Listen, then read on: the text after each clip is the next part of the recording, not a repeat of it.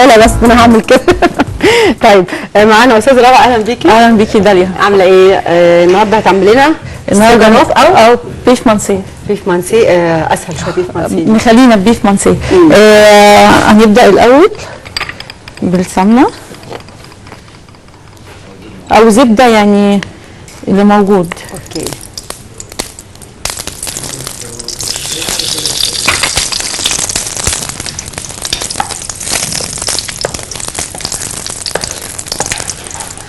تسخن بس كويس عشان نقدر ايه اشوح فيها اللحمه. نبدا الاول بتشويح اللحمه.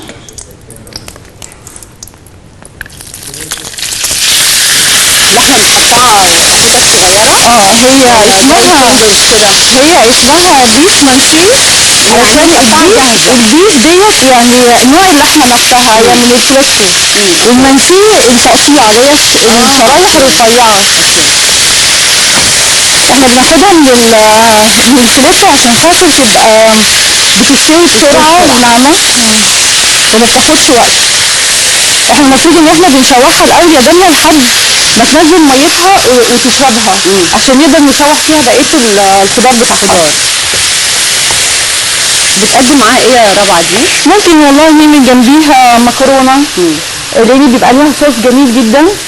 يعني ممكن مكرونه مسلوقه او رز ابيض، ان احنا النهارده هنعملها جنب رز ابيض، او ممكن خضار سوتيه، بطاطس بوريه، يعني على حسب. فرنش فرايز عادي ممكن يعني زي ما تحبي.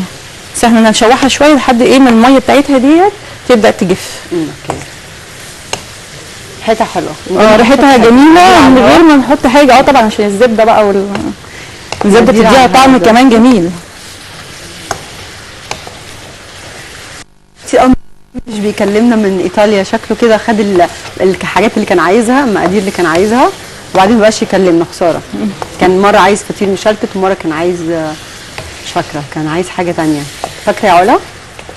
كان عايز حاجه ثانيه وبعدين اختفى.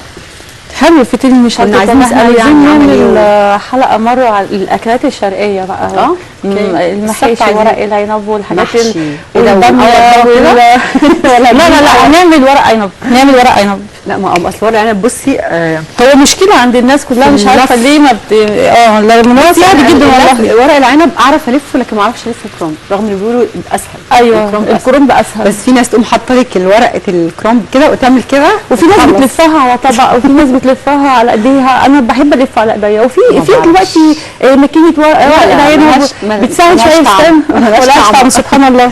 لا يعني هي انا بعمل على بتاع الفيديو اسمها ايه؟ القطاعه. لا ليها اسم، بيقولوا عليها اسم تاني. لانش؟ لا ليها اسم حاجه بالدال. استاذ محمد معانا. استاذ محمد السلام عليكم. وعليكم السلام. اهلا وسهلا داليا. ازي حضرتك؟ اتفضل. ازيكم؟ الحمد لله. دلوقتي هو الاستاذه وهي بتبدا قالت في السمنه او اسمه ايه ده؟ الزبده. تمام. طب دلوقتي انا عايز اعرف انهي الاكف وانهي اللي هيكون طعمه احلى؟ الزبده ولا السمنه؟ او لما تبقى بالزبده. وبعدين وكان ان دوت اي ان لتصميم المواقع. شكرا. انت برضو انت تاني مفيش فايده فيك يا محمد، عمرك ما تتغير. طيب هو الزبده بتبقى احلى اعتقد. هو الزبده طبعا بتبقى اخف لعلمك. يعني الزبده دايما بتبقى اخف، بالذات الزبده اللي هي الطبيعيه بتبقى اخف طبعا من السمنات والحاجات اللي هي المهدرجه. ولو عايزين بقى نعمل حاجه خفيفه ممكن نستخدم زيت ذره او زيت عباد شمس، بحيث ان الزيوت ديت يعني بتستحمل درجه الحراره. يعني اقدر اسخنها براحتي واقدر اشوح فيها براحتي، غير زيت الزيتون بيبقى خفيف فبيتحرق معايا بسرعه. فلو عايزه حاجه خفيفه ممكن عباد عباد الشمس او ذره. لكن لو انا هدور على التست بقى والطعم يبقى الزبده طبعا اخف واحلى. هي بدات اهي معايا تنشف شويه، تحمر شويه. هي كمان اللحمه لما بتبقى فريش داليا شايفه ريحتها ما شاء الله من غير اي اضافات، بتلاقي ريحتها جميله قوي، عامله زي الكبده الاسكندراني شويه. قطعها زي الكبده الاسكندراني. الكبده الاسكندراني بتبقى اصغر شويه. كنا بنتكلم بقى على المحشي ده. بقى ورق العنب والكرنب هما دايما الناس بتبقى بتقول عليه ان هو بيبقى صعب قوي في عمايله وسهل قوي في اكله، ودي فعلا. بس انا شايفه والله ان هو سهل جدا. فمره ان شاء الله باذن الله هنعمله هنا في حلقه من الحلقات اللي جايه باذن الله على طريقتي ان شاء الله. عشان مش هتدوقي؟ لا كده انا مش هتلفي. لا ما تقلقيش. اقول لك هعلمك بقى. يعني بصي هو ورق العنب بالنسبه لي بقى اوكي، بس برضو مش بعرف اطلعه كله بحجم واحد. في ناس بتعمله حجم واحد كده كله كانه مسطره. انا بحب اعمله كده على واحده كبيره واحده منفوشه، وبحب كمان اعمله صغير. يعني المحشي دايما احب اعمله حجم صغير. تبل اللحمه بس كده خفيف، ملح وفلفل. واو واو على الريحه. ننزل بالبصل.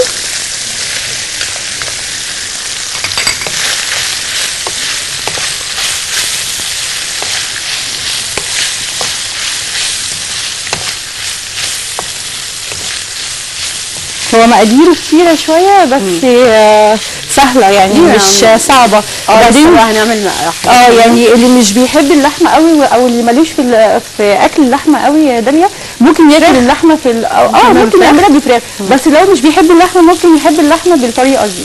بيبقى طعمها فعلا جميل جدا وخفيفة، يعني ما تحسيش فيها بطعم اللحمة. قلت لي اسمها بيف مانسي. بيف مانسي. امال من لبنان. اهلا بيكي يا امال. انا مرحبا يا لولو. اهلا بيكي يا امال، ازيك؟ ازيك يا حبيبتي؟ الحمد لله تمام. اتفضلي يا امال. حبيبتي انا بس بدي اسال حضرتك الكريمه والفضيله عن الكوسه والباذنجان، ازاي بتعملون يعني المحشي؟ زي انا بعملهم باللحمه او الرز. ما بعرف انتوا كيف بتعملوها. ورق العنب كمان بدي اعرف طريقه مضبوطه. ورق العنب بالزيت. حاضر اوكي، ويعطيكم الف عافيه. باي باي. ميرسي امال.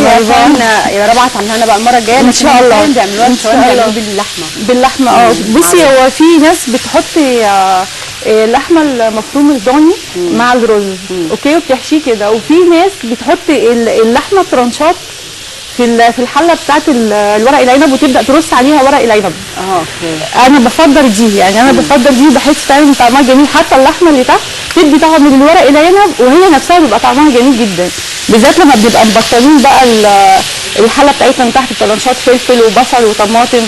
تبقى روعه بصراحه. ان شاء الله هعملها لك يا امال باذن الله.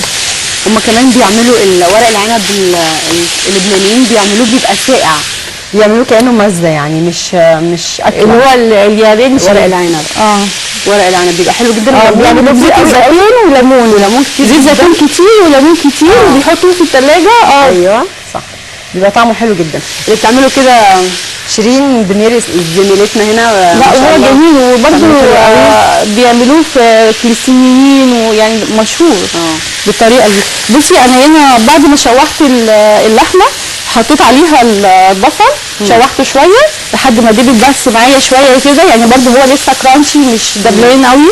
وبعد كده حطيت المشروم اوكي، وحطيت توم باودر وحطيت عليها توم باودر اوكي. لو ما فيش توم باودر ممكن فصين توم عادي، ما فيش مشكله. خليها وقت ما فيش مشكله. لا ما فيش مشكله. هي طبعا الاحسن ان هي تستوي على راحتها. تستوي على راحتها عشان ايه؟ بصي ما اكلش حاجه بطني توجعني لو سمحتي. لا ما تقلقيش ان شاء الله. مش عايزه بصي سوا، لا النهارده هتاكلي سوا باذن الله. خاسه فاكليني بقى. ايوه. ما انا عشان كده هعمل لك المحشي. لسه هتقولي لي خاسه فلا يعني غزيني. عامله دايت. لا والله يعني الشكل بقى والحياه بقى بس بعد الامتحانات داخلين بقى على مرحله جديده ان شاء الله، يبقى فيها خير باذن الله للبلد باذن الله ان شاء الله. تفقدي خير باذن الله. هو الامتحانات طبعا كانت مشكله. مشكله. الحمد لله. يلا اعتقد في ناس كتير خلصت النهارده. انا ولادي منهم الحمد لله، كأن انا خلصت بالظبط. كان معايا تليفون تقريبا ما سمعتش كويس. اوكي طيب. شوح بقى الفلفل. فلفل الوان اخضر اصفر احمر. هو ممكن يبقى اخضر بس مفيش مشاكل، بس احنا بقى بنعمل البيت الوانات كده علشان خاطر مثلا الشكل الجمالي. وبعدين لو في اطفال في البيت كمان يحبوا الحاجات دي قوي. مسكر شويه بيدي طعم. والفلفل الاصفر برضه بيبقى مسكر شويه. يعني احنا بنعملها بالطريقه اللي هي بتبقى ده غالي جدا بره على فكره. ايوه كنت لسه هقول لك، يعني ده في ناس بتنزل الفنادق مخصوص والمطاعم عشان خاطر تاكل الطبق ده، واحنا ممكن نعمله باقل بكتير من ما احنا بنشتريه بره. فانا على فكره دايما دايما بحب اعمل الاكلات اللي هي بتتعمل بره، بحيث ان احنا يعني نوفر كل حاجه، نوفر وقتنا، نوفر مجهودنا. اسالك كمان ممكن طريقه الشاورما زي دي ولا تبقى مختلفه؟ لا الشاورما بقى بيتحط لها بهارات تانية بقى، بهارات شاورما بصلتها بتبقى بصل وفلفل شبيهه ليها. كتير جدا بيحبوا الشاورما بالذات اللي عندهم ولاد، بيبقوا عايزين سندوتشات شاورما مثلا بالليل، لو هي مش بتاخد وقت ممكن لا مش بتاخد وقت، بتبقى سهله قوي، وممكن تتعمل من قبليها مثلا وتحط في الثلاجه، تخرج يا دوبك على التشويح بس كده، يعني تتبل مثلا قبلها بيوم واطلعها مثلا على العشاء. تبقى اللحمه برده مقطعه كده ولا لا بتبقى مقطعه كده يعني، بس ارفع شويه عشان يعني تبقى مستويه شويه في الساندوتش. بس انا بقى في البيت بحب اشوي اللحمه، يعني بحب اجيبها رقيقه واشويها الاول وبعد كده اقطعها كده رفيع، شرايح رفيعه، يعني بحس ان هي بتدي طعم احلى، يعني كانها معموله على الجريل. شايفه مستردة هنا، شايفه صلصه. نبدا بقى ايه نظبط الصوص. في ناس مش بتحب الصلصه على فكره، ممكن تستخدم طماطم مبشوره، ممكن تستخدم ولا بالخلاط ممكن. لا يعني زي ما تحبوا، بس ممكن اللي هي البوريه تبقى احلى يعني،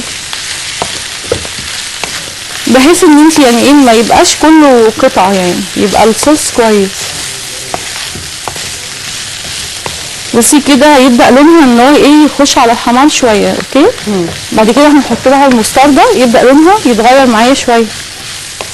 هي دلوقتي حمراء تبقى صفرا بعد كده تتلون يعني. وبعدين الحاجات دي بقى يعني انت وراحتك يا داليا في المطبخ، يعني حابه تغيري حاجه، حابه تشيلي حاجه تستبدليها، يبقى المطبخ ده يعني حسب ذوق كل واحده. المستردة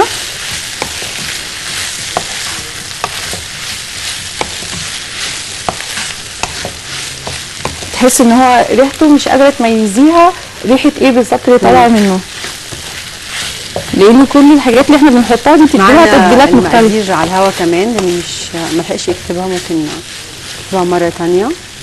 هي سهله عموما. ايه اللي انت بتحطي ده؟ دقيق. هحط بس معلقتين دقيق. دي هقول لك ليه دلوقتي حالا. حطي اكيد لبن، ميه. احطي دقيق علشان خاطر دي بتدي الكثافه او السمك بتاع الصوص بتاعك، اوكي.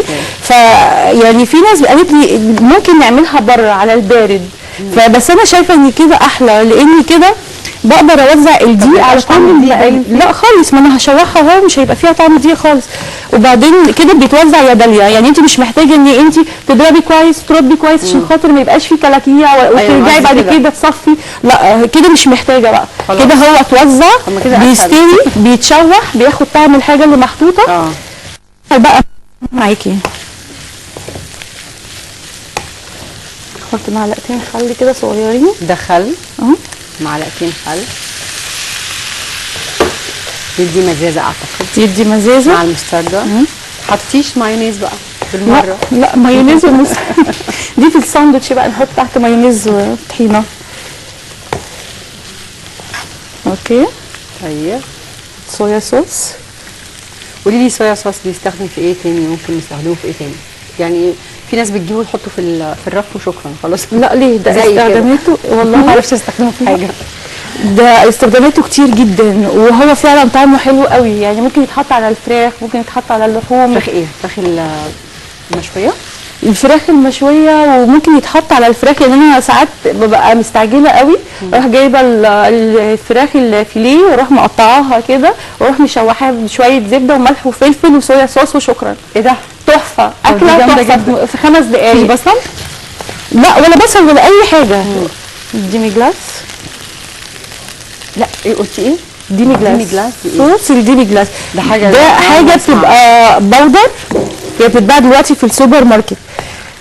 وبناخدها ونحطها في شويه ميه دافيين وبندوبها وبعد كده بقى نستخدمها، بس هي طعمها جميل جدا، يعني بتدي طعم حلو قوي اصلا. وتست جميل قوي.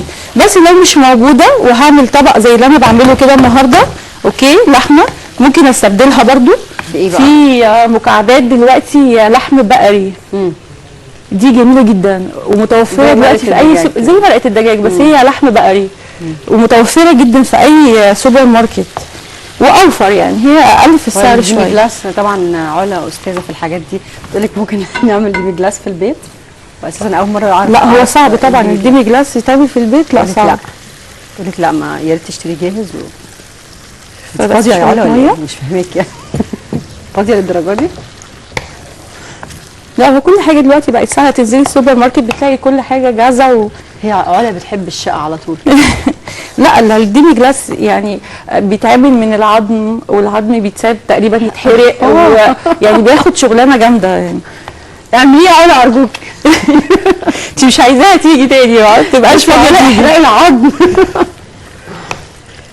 بهاريز لحمه بتقول لك مش بهاريز، ايوه هي بهاريز. بالظبط كده بصي بهاريز. الكوارع يا علا، كوارع تقعدي اسلقيها لحد ما تنشف ميتها خالص معاها خضار كده وتحطي عليها صوص صويا صوص، تبقى تحفه. ده العلا بس يا جماعه، ما حدش يعمل لها ايه. حد شكله لو انا عملته حد شكله. في الاخر خالص زي بقى كريمه اللباني. اوكي. طبعا انا بعشق الكريمه اللباني. تخن ايه بقى دي؟ تخن ايه؟ تحفه تحفه تحفه، تدي تيست بقى وطعم للصوص فظيع. لحمه سكتت خالص خالص خلاص نامت. بصي بقى الصوص بتاعها لونها تحفه. انا حاساكي عايزه تدوقي، مش هدوقك. والله انا عايز ادوق بس بطني وجعاني بقى وكده. ليه كده بس؟ هزعل انا كده.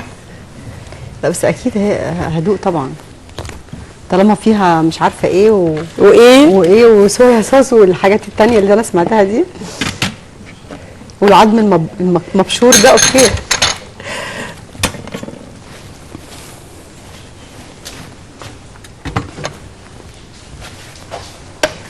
هي المفروض بقى الكريمه بتتحط اخر 5 دقائق، بس احنا نسيبها تغلي بيها شويه عشان خاطر تاخد طعمها، وكمان اللحمه ايه تكون اتاكدي انها استوت. اوكي، بما ان انت بطنك بتوجعك. اوكي. لا انا هدوق على فكره. هتدوقي؟ مشكله، استحمل. ادوق دلوقتي ولا ايه؟ عايزه تدوقي؟ تقع على الشميز بقى تبقى مشكله. خلي بالك انت لابسه اصفر. لونها غامق، لونها غامق. طعمها حلو. طعمها جميل. ملحها حلو كمان. انا ما كترتش ملح برضو، دي معلومه مهمه قوي، كويس ان انت اتكلمتي فيها داليا، علشان الصويا صوص شويه برضو مالحه. اوكي. فنخلي بالنا برضو من النقطه ديت. والمستردة برضو تعتبر تتبيله على حاجه مهمه. المستردة برضو تعتبر تتبيله يا داليا، يعني انا ساعات بتبل بيها الفيليه الفراخ. يعني في حاجات فيها توم وفيها حاجات كتير حطيت فيها ملح اوريدي يعني. مستردة وايه تاني؟ والصويا صوص، واكيد الديمي جلاس. الديمي جلاس ده، وحاجه تانية. وما حطيتش بقى تتبيلات كتير، ما حطيتش توابل كتير، سوري يعني، هو كفايه الملح والفلفل، لان انا حاطه اوريدي حاجات كتير قوي فيها تتبيلات يعني، فعشان ما تبقاش برضه طعمها يعني جامد قوي. هي لونها جميل بصراحه. لونها حلو قوي. هي كده خلاص. انت عامله لنا كمان حلويات صح؟ عامله حلو كده خفيف، ان شاء الله يعجبك باذن الله. بس في شوكليت برضو، مش عارفه انا متوصيه بيكي النهارده. مش عارفه حد من صلاتك عليه تقريبا علا، عشان خسيت. علا شويه بتحبني زياده. كل الناس بتحب كده. مين ما بيحبش داليا؟ ايوه.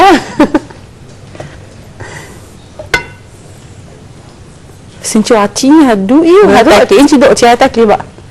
ده انا عامله رز كمان بقى. وجيه ياكل، ما وجيه قاعد يتكلم من الصبح عشان بس. ايوه وجيه ما صدق ان هو فطر بقى عشان ايه. وجيه بنشوف الاكل. وريمون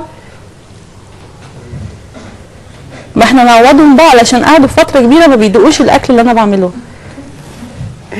رغي مش ممكن، بيتكلموا كتير جدا، بس مش مشكله، ما احنا بناكلهم بقى فبيسكتوا بعد كده. الهوا اللي بعده بقى بيفضلوا ساكتين على حظي. يبقوا خلاص تعبوا يعني. تعبوا وكلوا بقى خلاص. جامده. نظبط الطبق بتاعنا كده.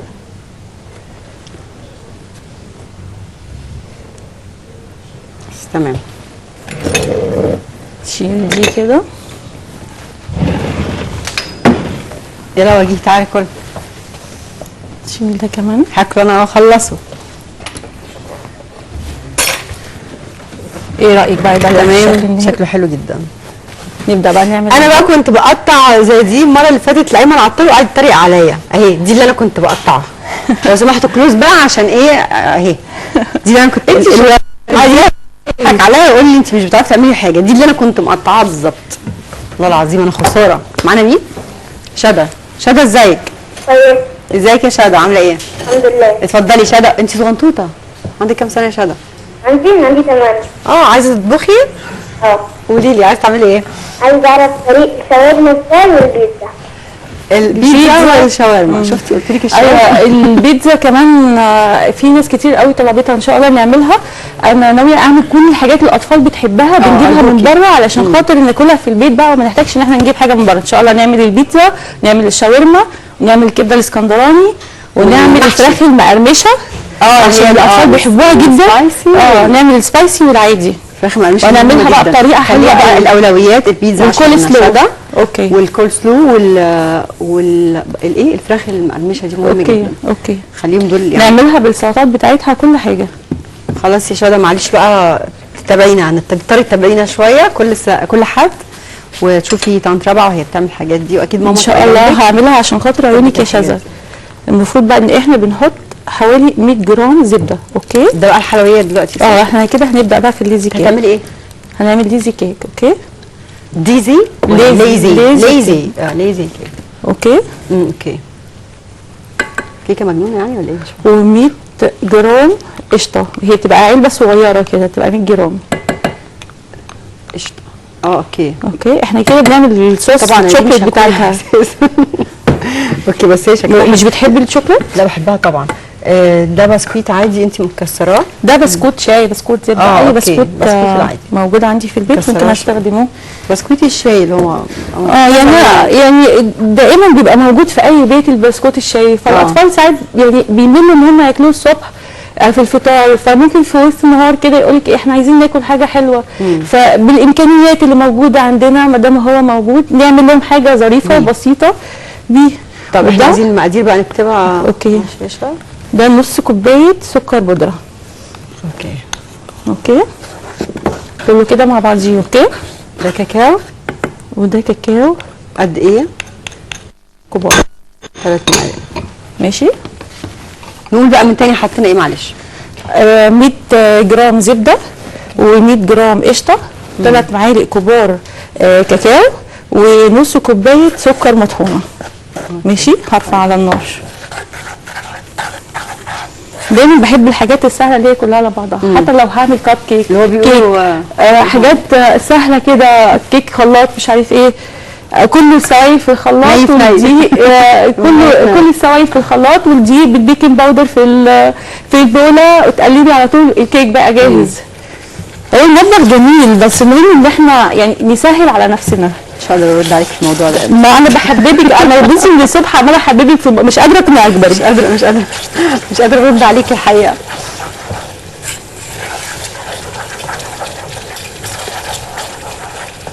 بصي ده ليها ريحه شوكليت، يعني كانك جايبه شوكليت وبتسيحيها مثلا. طعمه جميل جدا.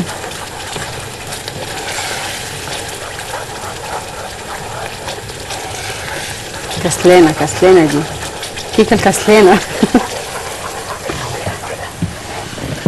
بس مجرد ان هو سايح كده ومع بعضيه واندمج خلاص خلص الصوص بتاعي في منتهى السهوله.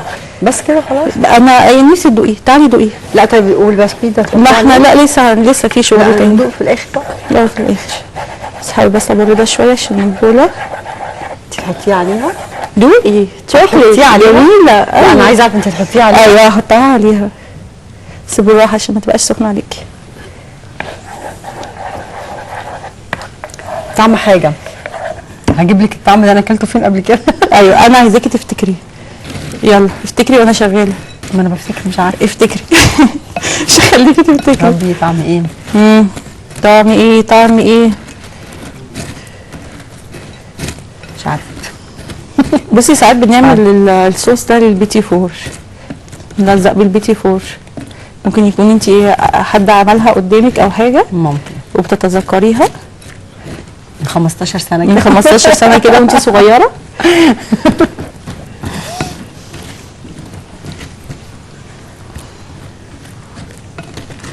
بصي يعني انت بقى ممكن تتحكمي في كميه البسكوت، اوكي، وكميه الافراد، يعني ممكن نضاعف الكميه على حسب.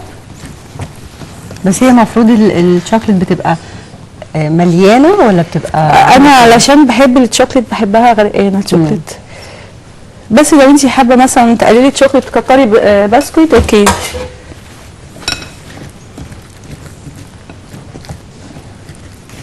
اوكي توزعت كده كلها، ماشي. اوكي.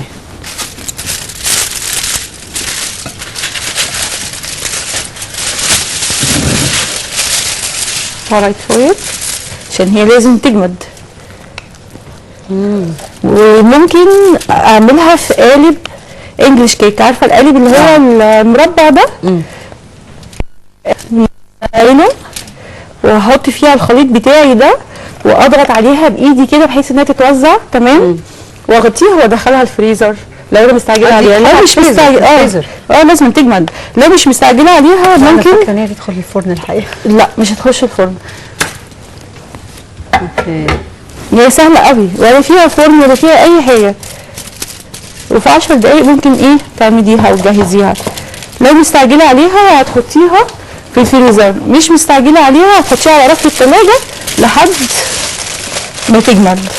اوكي. وبعد ما تجمد فكرتيني بورقه اللحمه كده. ورقه اللحمه بقى بيتحط جوه ورق الزبده. حط جوه ورق الزبده عشان الصوص بتاعها تضمني ان هو ما يخرجش بره الفويل، لان الفويل برده مش بيستحمل، الفويل بيتقطع على طول. حط جوه ورقه زبده، نبدا نخرمها. شغلين. عايزين نعمل ورقه لحمه برده كل ما اقول حاجه تانيه هنعملها.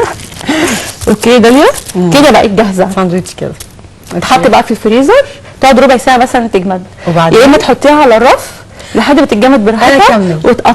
ايوه لسه قطع ترانشات. اوكي. بقى انا اللي عاملاها من شويه، انا بس عشان شفتها على فكره كده لقطتها ورا فقلت مش من دماغي. اهي كانه فستق. كانه فستق صح؟ من فستق، شبه الفستق. ممكن تقشريها طبعا وتقطعيها، اوكي، بس انا يعني بحب اعملها بالفويل علشان خاطر مثلا لو هتقدميها تتمسك بالورقه بتاعتها، يعني ما توسخش ايديكي، او مثلا لو في طبعا الجو حر. ليه لا اوكي متماسكه يعني. بس انتوا تاكلوها بقى عشان مش قادره بصراحه. بس لا تسلم ايدك، حلوه جدا. برضو مش معانا هدوء. بس انا هدوء دي حلوه قوي. مدام عايده. الو. الو. اهلا بيكي، اتفضلي. ايوه بسأل بس على المكرونه لازانيا. حاضر. ايوه ازاي صح حبيبتي. اهلا بيكي، اتفضلي. بسأل على المكرونه لازانيا بس مقاديرها قد ايه والله. عايزه تعمليها بطريقه معينه ولا عموما؟ هي عايزه تعرف مقادير قد ايه، تعمل صينيه قد ايه مثلا؟ مش عارفه. يعني اي مقدار بس يعني في صينيه ولا؟ ايوه مقدار صينيه. حاضر. ميرسي ليكي استاذه عايده. هي اللازانيا هي بتيجي تقريبا العبوه بتاعتها حوالي 500 جرام، اوكي. وفي منها نوعين، نوع بيتسلق ونوع مش بيتسلق، بيبقى بيتاخد بيتحط على الصينيه اوكي على طول. بس انا برجح اللي مش بيتسلق، بحيث لو انا اول مره اعملها، لان هي ليها طريقه معينه في السلق بتاعتها بحيث ان هي ما تلزقش ببعضيها. ماشي. هي بتبقى شرايح مربعه او مستطيله. هي بتبقى انا قصدي بتتسلق شرايح كده زي شريط. بتتسلق وكل واحده كده لوحدها، يعني فاهمه، منفرطين عن بعض عشان ما يمسكوش في بعض. فانا للسهوله نجيب احسن الجاهزه على طول على الشغل. وهي الواحده بتعمل صينيه. صينيه مثلا ممكن تكفي 5 افراد 4 افراد كويس، او 5 افراد. طب كويس. عموما ميرسي ليكي رابعه. عملت لنا بيف مامسي وليزي كيك واعتقد ان هم يعني دي طعمها حلو قوي. لسه ما هدوق دي بقى بعد الهوا. ميرسي ليكوا اعزائي المشاهدين، ميرسي ليكي رابعه. معانا مره ثانيه، وشاده ان شاء الله حبيبتي هنعمل لك البيتزا. وقالت لنا ايه تاني؟ قالت البيتزا والشاورما. البيتزا والشاورما والفراخ المقرمشه باذن الله. نشوف فاصل ونرجع لكم مع مها عادل.